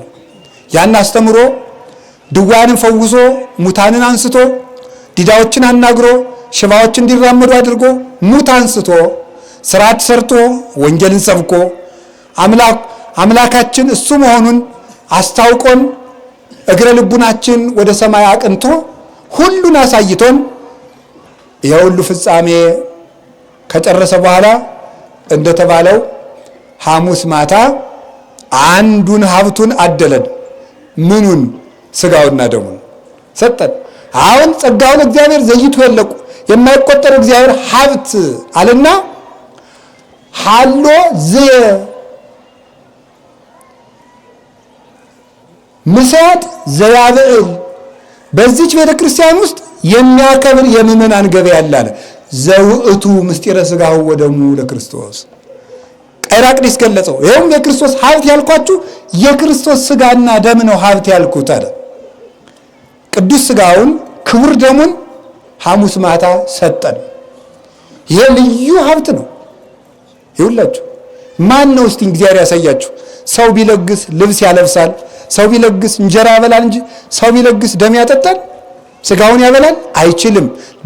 በዚያውም ላይ የፍጡር ሥጋና የፍጡር ደም ረብ በውቄት የለውም። በዚህ ሥጋና ደም መንግስቱን እንወርሳለን። በዚህ ሥጋና ደም ሞትን እናሸንፍበታለን። ይኸውላችሁ የክርስቶስን ደም እንኳን የእሱ ደም ምሳሌ የነበሩ የበጎችን ደም እንኳን ሞት ይፈራው ነበረ ለመስዋዕት ሲቀርቡ። የክርስቶስ ደም ሞት የሚፈራው ደም ነው።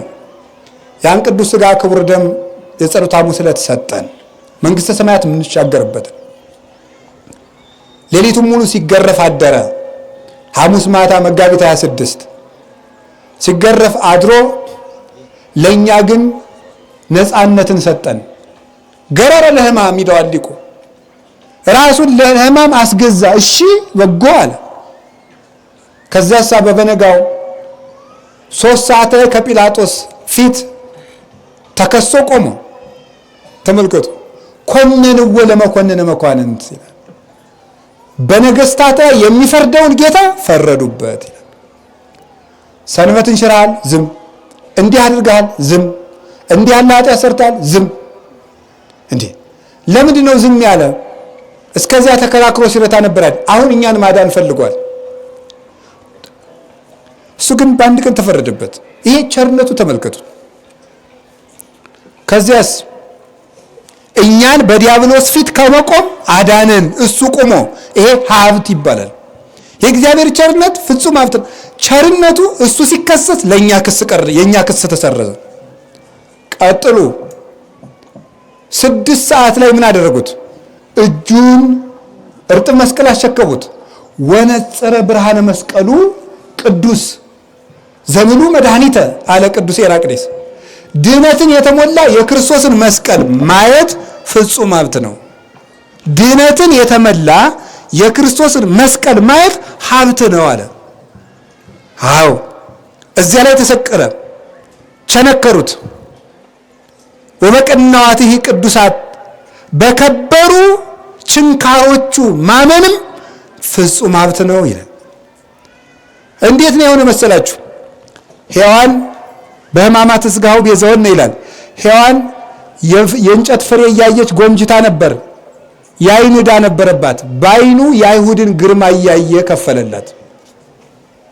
ሔዋን እጇን በለስ ለመቁረጥ ዘርግታ ነበር። እጁን ዘርግቶ ተሰቀለና ከፈለላት ዕዳዋን። ለዚህ ነው ኦ አይዳው እለልሃኳሁ ለአዳም ተቀነዋ በቅነዋ ተመስቀል የሚለው።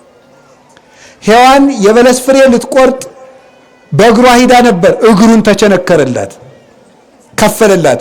ኦ አይጋር ላንሶ ሰዋ ውስተ ገነት ተቀነዋ በቅነዋ ተመስቀል ያለው ይሄንን ነው። አዳምን ለመፈለግ በገነት የምትመላለሱ እግሮች በችንካር ተቸነከሩ ወዮ ይላል ቅዱስ ዮሐንስ አፈወርቅ። ሔዋን የበለስ ፍሬ በልታ ለልጆቿ ዕዳ አውርሳን ነበረ።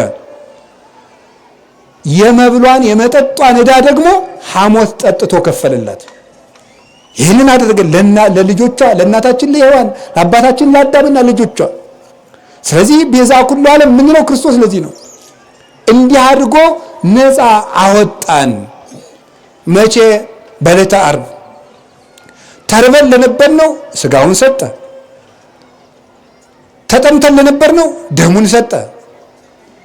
እሱ ተራቆተና ለእኛ በ40 ቀን ለሴቶች በ80 ቀን ክርስትና ስንነሳ የብርሃን ልብስ አለበሰን። ገላትያ ምዕራፍ 3 ቁጥር 1 ላይ እለተጠመቅሙ ክርስቶስ ለበስክሙ ይላል። የተጠመቃችሁ ሁላችሁ ክርስቶስን ለብሳችሁታል። ይህን ልብስ የሰጠን ጌታ እርቃኑን ውሎ ነው። አሁን ሁላችሁ እኮ የብርሃን ልብስ አላችሁ ታውቃላችሁ። እንደ ሁላችሁ በ40 ቀን በ80 ቀን ሰው ክርስትና ሲነሳ እኮ ልብሱ እንዳይበሰብስ ብለን አይደለም ልብሱን አውልቀን የምናጠምቀው። አሁን ይሄን ሳይሆን የምትለብሰው ክርስቶስን ልትለብስ ነው ብለን ነው ልብሱን የምናወልቅለት። ሲጠመቅ ክርስቶስን ነው የለበስ ነው። ከ40 ቀን ከ80 ቀን ጀምሮ ምእመናን የታደልን ነን። እውነቴን ነው። አሁን እኮ ክርስቶስን ለብሰን ነው የምንንቀሳቀስ። ይገባችኋል? ትልቅ ልብስ ገዝታችሁ ስትመጡ እንዴት በሰው መሀል እንዴት እንደምትሄዱ የማያረጅ ብል የማይበላው ሞትን የሚያሻግር የሞትን አይን ከጸዳለ ብርሃኑ የተነሳ የሚያውር ልብስ ነው የምንለብሰው እኛ። ያንን ለማድረግ ጌታ እርቃኑን ዋለ፣ ታመመ። በሕማሙ ደግሞ እኛን ሕማም አጠፋ፣ ሞተ። ሙቶስ በሞቱ ሞትን ገደለው። በሞቱ ደምስሶ ለሞት በሱ ሞትን አጠፋው። ያ በዕለተ ዓርብ ጌታ ተሰቅሎ ከዚያ ስጋውን ደሙን ነፃነትን ልጅነትን ሰጠን አልኳችሁም። ከዛስ ቤተ ክርስቲያንን ሰጠን። ደግሞ በዕለተ ዓርብ እዚያው ጎኑን ሲወጋ ከጎኑ በፈሰሰው ደም ቤተ ክርስቲያንን መሰረታት። አዳም ከጎኑ ሚስቱን ሔዋንን መሰረተ። ክርስቶስ ከጎኑ በፈሰሰው ደግሞ ሙሽራው ቤተ ክርስቲያንን መሰረታት። ይህች ቤተ ክርስቲያን ምንድናት መሰላችሁ? አምዳ ወድዳ ለጽድቅ ቤቱ ለእግዚአብሔር ሕያው። አንደኛ ጢሞቴዎስ ምዕራፍ 3 ላይ የሕያው እግዚአብሔር ቤት የእውነት ግድግዳ የእግዚአብሔር ቤተ መንግስት ናት። እዚች ቤተ ክርስቲያን ውስጥ ታውቃላችሁ፣ የቤተ ክርስቲያኑ አጥር እኮ እንዲህ ብሎ የሚታጠረው እንደው ሌባ እንዳይገባበት ምናምን ተብሎ ብቻ እንዳይመስላችሁ። ሁለቱ አጥሮች እንዲህ ብለው የሚጋጠሙት የእግዚአብሔር እጆችን የሚወክሉ ናቸው። ቤተ ክርስቲያን ውስጥ የሚተከሉ ዛፎች ቅዱሳን መላእክትን የሚወክሉ ናቸው። አሁን ይህች የእግዚአብሔር ቤተ መንግስት ናት። ልብ በሉ። ቤተ ክርስቲያን ስትገቡ ወደ እግዚአብሔር መንግስት ነው የምትመጡት። ወደ ቤተ መንግስቱ የታቦቱን መንበር ስታዩት የእግዚአብሔር ዙፋን ነው። ካህናት ደግሞ የንጉሱን ዙፋን አገልጋዮች ናቸው። አሁን እዚህ ቤተ መንግስት ውስጥ ነው ያለ ነው እግዚአብሔር። ለዚያውም እንተ በምድር ስራዊሃ ወበሰማይ አይጹቂሃ እንተ በስሉስ ትትገመድ የምትባል ናት ይህች ቤተ ክርስቲያን። ስሯ በምድር ቅርንጫፏ በሰማይ ያለ በስላሴ ስርነት የጸናች የተገመደች። በሶስት ገመድ የተገመደን ገመድ በቀላሉ አትበጥሱትም። በአብ በወልድ በመንፈስ ቅዱስ በሶስቱ የተገመደች የማትበጠስ ቤተክርስቲያን ይህችን ቤተክርስቲያን ሰጠች። ቅዱስ ዮሐንስ አፈወርቅ ወንድሜ አሞሃል እንዴ? ቤተክርስቲያንና ሐኪም ቤት ናት ይላል። ኃጢአተኛ ነኝ ብለህ ትሸማቀቃለህን? ቤተክርስቲያን ሐኪም ቤት እንጂ ፍርድ ቤት አይደለችም፣ አይዞህ አይፈረድብህም ይላል። ወንድሜ ጻድቅ ነህ እንዴ? ቤተክርስቲያን ውስጥ ኑር፣ ጽድቅህን የምትጠብቅልህ ቤተክርስቲያን ናት ይላል። ጽድቅህን የምትጠብቅልህ ይህችን ቤተክርስቲያን ሰጠን። ከዚያስ ይሄ ሁሉ ሰጥቶን ደግሞ ዓርብ ምን ሰጠን? አርሃወ ለነዋተ ንስሐ የንስሐ በር ሰጠን አለ ቅዱስ ጎርጎርዮስ የዕለተ ዓርቡን ሲተረጉም። የንስሐ በር ከፈተልን። እንግዲህ እኔ የተወለድኩላችሁ ስጋዬን ሰጠኋችሁ ደሜን ሰጠኋችሁ፣ ግን ከበደላችሁ ገደል ግቡ ሳይለን ደግሞ ሰው ደካማ ነው ብሎ የንስሐ በር ከፈተልን። በማን ሰጠን? በፈያታዊ ዘየማን። አሁን እኮ ስናስቀድስ አልሰማችሁ? ተዘከረን እግዚኦ በውስተ መንግሥትከ በከመ ተዘከርኩ ለፈያታዊ ዘየማን። ውንብድናችን አምነን ነው የምናስቀድሰው እኮ። አሁን ወንበዴ ነን፣ ተገብቶን የቆምን አይደለንም። እሱን እንዳሰብከው አስበን ብለን ነው የምንቆመው። አያችሁ እንዴት አድርጎ እንደሚወደን። ደሙ ጎኑን ለጦር ከፍቶ ሰጥቶ ደሙን አፍሶ ደግሞ እንደገና ደግሞ ሌላ የምሕረት በር የሚሰጥ እንደ እግዚአብሔር ያለ ቸር የለም። ይሄ በዚህ ቸርነቱ ይኸውላችሁ መንግስተ ሰማያት ስንት ታወጣለች አለና ጎርጎርዮስ ቅዱስ ጎርጎርዮስ ዘኑ ሲተረጉም ምን ስንት ታወጣለች ትለኛለህ? ጴጥሮስ በአንድ አህያ ይገዛታል፣ ዳይቱ በ2 ሳንቲም ትገዛታለች አለ። ሰው ባለው ነው የሚገዛት አለ። መረብ ያለው በመረቡ ይገዛታል። መንግስተ ሰማያት ደግሞ ስንት ብር ታስከፍላለች። ያ ማለት ጴጥሮስ ክርስቶስ ሲከተል አንድ አህያ ጥሎ ነው የተከተለ ነው። መንግስተ ሰማያት ስንት ያስከፍላል ይባል? ምን ይከፈላል ደግሞ? ምንም። እግዚአብሔር ያሳያችሁ እንዴ ማር ይስሐቅ ለዚህ ነው ብእሲ ጠቢብ በፍትሐ ኅብስት ይሳየጣል ለመንግስተ እግዚአብሔር። ብልህ ሰው መንግስተ ሰማያትን የምታህል ሀገር በቁራሽ እንጀራ ገዝቷት ይመጣላል። ጎበዝ መንግስተ ሰማያት እንደው ሲሰጥ አንዳንድ ጊዜ በታየ መሰላል። አሁን ዛሬ ጧት ስትሄዱ አሁን ዛሬ አንድ ቢሮ ሄዳችሁ በቃ ከዛሬ ጀምሮ 5000 ካሬ ወይም 3000 ካሬ ወይም 2000 ካሬ 1000 ካሬ ቤት ተሰጥቷል፣ ቦታ ተሰጥቷል ትባሉ። ለስንት ሰው ነው የምትደውሉት? እንደዚህ ያለ ቦታ ተሰጥቶኝ ምን ከፍል? ኧረ ቀላል ነው የከፈልኩት። ቀላል ነው የሚለው ማለት መንግስተ ሰማያትን ግን ስለማታዩት አሁን ዛሬ እዚህ አስቀድሳችሁ ስትሄዱ ምን ይዛችሁ እንደሄዳችሁ ስለማታዩት ቀላል የሚመስላችሁ። መንግስተ ሰማያትን ይዘን እኮ ነው የምንሄደው። አሁን እዚህ ስንሄድ እኮ መንግስተ ሰማያትን ይዘናት ነው የምንሄደው። ታውቃላችሁ ቤተ ክርስቲያን ውስጥ እኮ ስናስቀድስ ቆም ስንል መንግስተ ሰማያት ውስጥ አጥር ውስጥ አይደለንም፣ ውስጥ ገብተን ነው የምንሄደው። ደግሞ ኋላ ስንኖር መንግስተ ሰማያት ገብተን እንትና እዚያ ቁጭ በል፣ እንትና እዚያ ቁጭ በል፣ እንትና እዚያ ቁጭ በል አንባልም። የት ነው የምንቀመጠው? አይዟችሁ ናፈቃችሁ እኩል መሆን እንደው እኛም እዚህ ስለምንቀመጥ አሁን ይሁን ግድ የለም። የት ነው የምንሄደው? እመጽ ካዕበ ነሥአክሙ ከመ ታህልው አንትሙ ሀባሎ ከሆነ በቃ እናንተንም መጥቼ ወስዳችኋለሁ፣ እኔ ካለሁበት አብራችሁ ትኖራላችሁ አለ። አብ አብረን ከክርስቶስ ጋር አብረን ስብስብ ብለን አባታቸው መንገድ ሂዶ የመጣ ልጆች ከእግሩ ስር ስብስብ እንደሚሉ ከጌታችን ከኢየሱስ ክርስቶስ ስር ከእግሩ ስር ስብስብ ብለን ስንኖር እስቲ ያስቡት ወይ መታደላችን። ያንን የሰጠን በነፃ እንዲያው ምንም አትክፈሉ እናሳ ንስሐ ግቡ ብንባል እምቢ። ወይ ጥጋብ እንደው ወይ ጥጋብ። እና የእግዚአብሔር ቸርነት ፍጹም ሀብት ነው ያለን ይህንን ነበረ። በዚህ ቸርነቱ መንግስቱን ሊያወርሰን በነፃ ክርስቶስ ሰጥቶናል። ክሱ ራሱ እንዲራዘም አልፈለገም። ለምን? ቶሎ ሙቶ ሰዎችን ማዳን ይፈልጋልና።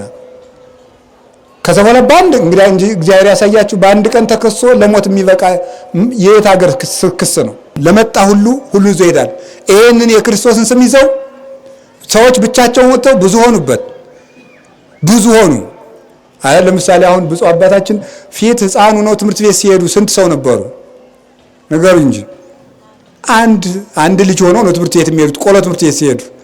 አሁን የዚህ የባህር ዳር ሀገረ ስብከት ሊቀ ጳጳስ ሲሆን ይሄ ሁሉ ህዝብ ሀብት አድርጎ የሰጣቸው ማን ነው? የክርስቶስ ቸርነቱ ሀብት አያችሁ። ሀብት አንድ ልጅ ከአንድ እናቱ ሲወጣ አንድ ልጅ ይሆናል። ትምህርት ቤት ሲሄድ አንድ ነው። መምህር ሲሆን ደቀ መዝሙር ይሰበስባል። ሊቀ ጳጳስ ሲሆን ሀገር ይሰበስባል። ይሄ ምንድነው? ሀብት ነው። እስኪ ልብ በሉ። እዚህ እኮ መማር እንችላለን ማለት ነው። እዚሁ ነው የምንማረው ብቻውን ወጥቶ። እኔ ለምሳሌ እዚህ አክስቴ አጎቴ የለም፣ ወንጌል ተማርኩ። በወንጌል ምክንያት ይሄ ሁሉ ሰው ትንሽ እህቴ፣ ትንሽ ወንድሜ፣ ትልቅ ወንድሜ፣ ትልቅ እህቴ፣ አባቴ፣ እናቴ ነው። ይሄ ሁሉ ሰው ብቻዬን ነው ግን ትምህርት ቤት ስሄድ የሄድኩት። ይሄ ምንድነው ስትሉ የእግዚአብሔር ቸርነት። አንድን የቆሎ ተማሪ መርጌታ አድርጎ ያ ሁሉ ተማሪ የሚሰበስብለት ማን ነው? እግዚአብሔር ነው። ቸርነት ነው። እና ይህንን ልብ ብለን ስናስተውለው እንደው ላስተዋለው ሰው የክርስቲያን ሃይማኖት ትልቅ ነው ያለ ቴዎዶሲዎስ ለዚህ ነው። ላስተዋለው ሰው የክርስቲያን ሃይማኖት ትልቅ ነው። አንድ መነኩሴ እንጦንስ ገዳም ሲገባ ስንት ነው? ብቻውን ገባ። እንደው ብቻውን ኋላ የግሪክ ፈላስፎችን ሁሉ ወደ ገዳም እየጠራ መጣቸው። ምን ስልክ ደውሎ? ኧረ የለም ስልክ ይዘን ጊዜ ምን አድርጎ ፖስታ ልኮ? የለም ፖስታ። አውሮፕላን የለም። አስፈራርቷቸው? ኧረ የለም። ዳ ነው አንድ ዋሻ ውስጥ የተቀመጠ ፈላስፎችን ከግሪክ ነገስታቱን ከዙፋን እያስወረደ ወደ ዋሻ ዟቸው መጣ። በምን? ክርስቶስን ሀብት አድርጎ ማለት ነው። ስለዚህ ሰበሰበና አሁን ዛሬ ሁላችሁ ኢትዮጵያ ውስጥ ብትቆር ለምሳሌ ደብረ ሊባኖስ እንደው እኛ ገዳም ብቻ እኔ የምኖርበት ገዳም 320 መነኩሴ ያለ። እንጦንስ ግን ብቻውን ሲወጣ አንድ ነበር። ይሄን መብዛት ያመጣ ማን ነው? የእግዚአብሔር ሀብቱ ነው። እና እግዚአብሔር ሀብታችን ነው። የትም ቦታ ልነግራችሁ የምፈልገው ምእመናን፣ የትም ቦታ ሂዳችሁ እግዚአብሔርን ተቀምታችሁ እንዳትመጡ። የትም ቦታ ማለት እግዚአብሔርን የሚቀማችሁ ምንም ነገር ይቅርብን። ይሄን ለማድረግ ደግሞ ለዚህም የእሱ ቸርነት ያስፈልገናል። እና ዛሬ የምናከብረው እሱ ነው። እግዚአብሔርን ሀብት አድርጉ። ምንም ነገር አጥታችሁ እግዚአብሔርን ሀብት ለማድረግ ጠሩ። እግዚአብሔር የሌለበት ግን ሙላት እንኳ ቢሆን ጉድለት ነው። እግዚአብሔር ካለ ደግሞ ባዶነት ራሱ ሀብት ነው። እና መድኃኔዓለም በሀብቱ ስላከበረን፣ በጌትነቱ ስለጠበቀን፣ በቸርነቱ ልጆቹ ስላደረገን፣ ቅዱስ ሥጋውን ክቡር ደሙን እስከመመገብ ስለለገሰልን፣ ባሪያ ለማኖር የማንበቃውን ለልጅነት ስለጠራን፣ በአጥር ውጭ መኖር የማይገባንን እንኳን በአዳራሹ እንድንኖር ስለፈቀደልን፣ ለዘላለም ሕይወት ስለጠራን፣ ይህን ሁሉ ስላደረገልን ከአብ ከመንፈስ ቅዱስ ጋር አንድ ለምትሆን መንግስቱ ለመድኃኔዓለም ክብር ምስጋና ይግባው። ወስብሐት ለእግዚአብሔር። ክቡር ርዕሰ ሊቃውንትን ቃለ ሕይወት ያሰማልን በሏቸው። ቃለ ሕይወት ያሰማልን። አዎ ቃለ ሕይወት ያሰማልን። ረጅም የአገልግሎት ዘመን እግዚአብሔር ይስጥልን። የአገልግሎታቸውን ዋጋ እግዚአብሔር ይክፈልልን። ቃለ ሕይወት ያሰማልን። እግዚአብሔር ይስጥልን። ከዚህ በላይ እኔ አሁን የማስተምራቸው አንዳችም ነገር የለኝም። ተምረናል። የተማርነውን ብቻ በልቡናችን ያሳድርብን እንበል። ስንማር በተመስጦ እንማራለን። ስንማር በአንክሮ እንማራለን። አንዳንድ ጊዜም በደስታ በልዩ መንገድ እንማራለን። ትንሽ ቆይተን ግን የሚያስረሳው አባዜ እንድንረሳው ያደርገናል። የሚጠልፈው ጠላፊ ከመስመሩ ያዋጣናል። እንደ ዘሩ በዘሩ እንደተነገረው የሚለቅመው የሚያንቀው ወዘተርፈ የሚተናነቀው ያ ይመጣና ነገሩን ያበላሸዋል። እንደ ተማርነውና እንዳቀባበላችን ቢሆን ወደኋላ ማንም ላይመልሰን ከእግዚአብሔር መንግስትም ላንወጣ ማንም ላያነዋውጠን በኖርና። ስለዚህ የተማርነውን በልቦናችን ያሳድረው ነው መጨረሻው። የነገሩን ሀብታችንን አሳይተውናል። ያለን ሀብት የማይቆጠር የማይለካ የማይሰፈር መሆኑን ያውም ደግሞ በቸርነቱ የተሰጠን ያለ ዋጋም የምናገኘው መሆኑን አምልተው አስፍተው ቅዱሳት መጻሕፍትን እያመሰጠሩ እየተረጎሙ አስተምረውናል። ይህንን የተማርነውን እንድንኖርበት መወሰን ነው። እንድንኖርበት ሰሚ ብቻ ሳንሆን ተግባሪ እንድንሆን የተግባር ሰዎች እንድንሆን። አላችሁ ብዙ የተግባር ሰዎች ከምትሰሙት በላይ አምልታችሁ አስፍታችሁ የምትሰሩ፣ በአንጻሩ ደግሞ ሰሚዎች ብቻ መምህራንን ከመምህራን በማወዳደር ብቻ ከገሌ ገሌ መምህር ይሻላል በማለት እንዲሁም የሚኖሩም ይኖራሉ። ስለዚህ ሁላችንም ሰምተን እንድንኖር እግዚአብሔር ይርዳን። ኃጢአተኞችን የማይንቅ የማይጸየፍ መሆኑን አምነን በንስሐ ወደ ቤቱ እንግባ። እግዚአብሔር ይቀበለናል። ዝግጁዎች ነን። ዝግጁ እንሁን። ሁልጊዜም እግዚአብሔር መሐሪ ነው፣ ቸር ነው። ሁልጊዜም በሃይማኖታችን እንጽና። የማን ብሂል አይጎትተን፣ ማንም ማን አይሳበን። በቤታችን ጸንተን እንድንኖር እንደ ዛሬ ሁሉ ለሚመጣው ዓመት እግዚአብሔር በቸርነቱ ጠብቆ ያድርሰን። ስለ ሰላማችን ለእግዚአብሔር እንንገር፣ እንጸልይ። የሰላም አምላክ ሰላሙን ያብዛልን። ገበሬው አርሶ አምርቶ እንዲኖር፣ ነጋዴው ነግዶ በወረቱ ራሱንም ሌላውንም ረድቶ እንዲኖር፣ ተማሪውም በትምህርቱ እየተማረ የነጋገር ተረካቢ ነውና በሃይማኖቱ ጸንቶ እንዲኖር፣ ለሁሉም ነገር ሰላም ወሳኝ ነውና ሰላሙን እግዚአብሔር ያብዛልን። በእውነት በዚህ ዘመን እግዚአብሔር ሰዎችን ያስነሳል። ሁልጊዜም ምእመናንን የሚያስተምርበትን የሚመክርበትን በቤቱ አጽንቶ የሚያኖርበትን በየጊዜው የሚያስነሳው መምህራንን ያስነሳል። ብዙ ነገር ያስነሳል። በዚህ ዘመን ደግሞ ካስነሳልን ከጥቂቶቹ መምህራን አንዱ ርዕሰ ሊቃውንት አባ ገብረ ኪዳን ግርማ ናቸውና ቃለ ሕይወት ያሰማልን፣ እግዚአብሔር ይስጥልን። በዚህ ላይ ደግሞ ማስተማሩ እንዳለ ሆኖ ትጋታቸው፣ ንቃታቸው ደከመኝ ሰለቸኝ ሳይሉ ከጽንፍ እስከ ጽንፍ ዓለምን እያስተማሩ እንዳሉ ሁሉ ደግሞ ቤተ ክርስቲያንን ከፍ የሚያደርግ ቤተ ክርስቲያንን የሚያሳይ በጎ ስራ በጎ ልማት ወጥነው ጀምረዋልና ሁልጊዜም ከሳቸው ጋር ሆነን አብረን ተባባሪዎች በመሆን የሥራው ተካፋዮች እንድንሆን እኔም በዚሁ አጋጣሚ ጥሬን እያስተላለፍኩ እግዚአብሔር አስጀምሮ ያስፈጽመዎት እንላለን። እግዚአብሔር ይጠብቅልን፣ እግዚአብሔር ይባርክልን። አባታችን ሆይ በሰማያት የምትኖር እግዚአብሔር በሰላም ወደ የቤታችሁ ያድርሳችሁ።